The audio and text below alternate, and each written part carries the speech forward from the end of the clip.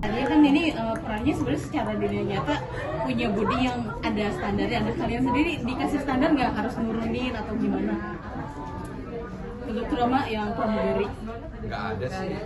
Itu kayak kesadaran diri gitu. Karena kalau dari aku ya seorang pilot kan juga memang nggak ada standarnya. Oke, dia harus berat badannya misalnya contoh segimana gitu, yang penting rapi aja sih.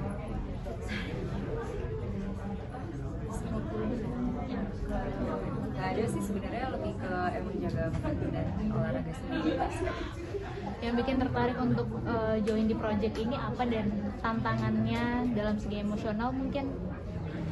Yang bikin menarik, aku suka sama ceritanya karena unik. Aku suka bisa mungkin kalau meranin satu tokoh yang baru di latar belakang yang punya apa namanya cerita yang berbeda dan unik. Contohnya di film Penerbangan Terakhir.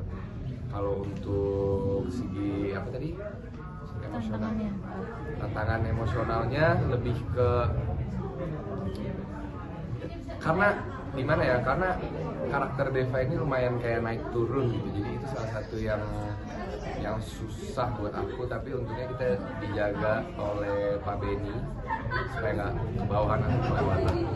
Sebenarnya susah nggak sih meranin pemeran diselingkuhin, selingkuh sama diambil orang pasangannya, itu susah nggak?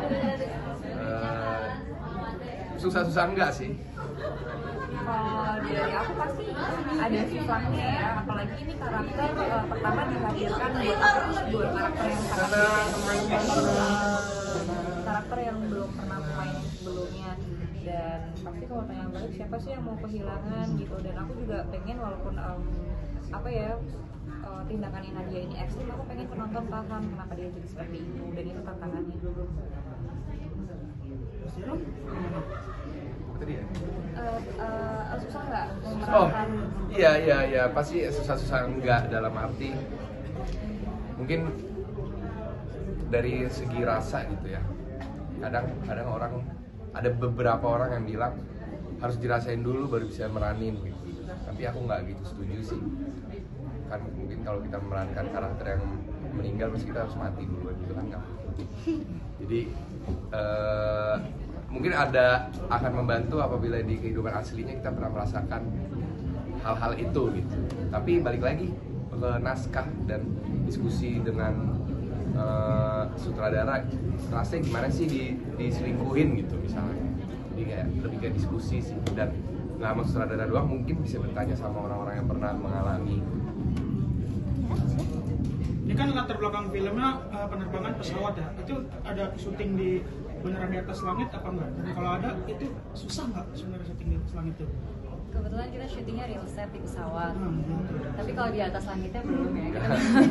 Kita belum syuting di atas langit. Cuma karena syuting memang beneran di bandara, jadi protokolnya cukup strict juga. Kita cuma dikasih waktu sekitar 10-12 jam ya waktu itu, dan nggak semua kru bisa masuk gitu. Tapi untungnya kita semua bisa menyelesaikan syutingnya waktu itu cukup baik sih. Tapi kita menggunakan pesawat beneran.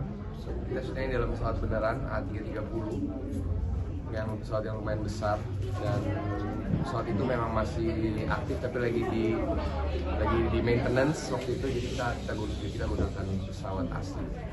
Karena dia lewat karakter ini ada pesan yang ingin disampaikan untuk perempuan nggak? Pesan yang ingin disampaikan mungkin lebih ke kita harus aware sama diri kita sendiri, jangan sampai kita memberikan kontrol atas diri kita sendiri ke orang lain. Pun kalau itu sudah terjadi, it's okay, tapi kita harus sadar dan kita harus bangkit dari situasi itu. Tahani mungkin? Ya kalau bisa karakternya jangan seperti Nadia ya, Nadia Sarah gitu. Iya saya mencintai, tapi tolong teman-teman juga tahu kapan cinta itu berubah menjadi kontrol, dan tahu kapan kita harus pergi dari sel situ sebelum kayak susah loh buat misalkan ngebalikin kita menjadi normal lagi setelah disakitin oleh sebuah hubungan atau orang lain. Itu tuh nggak mudah. Jaga diri kalian, jangan sampai terlalu dalam. Itu aja sih. Jadi waktu pendalaman karakter tadi kan sempat ngobrol juga sama film itu, kalian ada shock nggak dengar cerita-cerita dari pilot di kisah aslinya? Kalau aku ada lah pasti, karena aku banyak hal yang baru aku pelajarin dari ngobrol sama dia. Salah satunya betapa berkuasanya seorang captain ketika dia lagi ada di pesawat.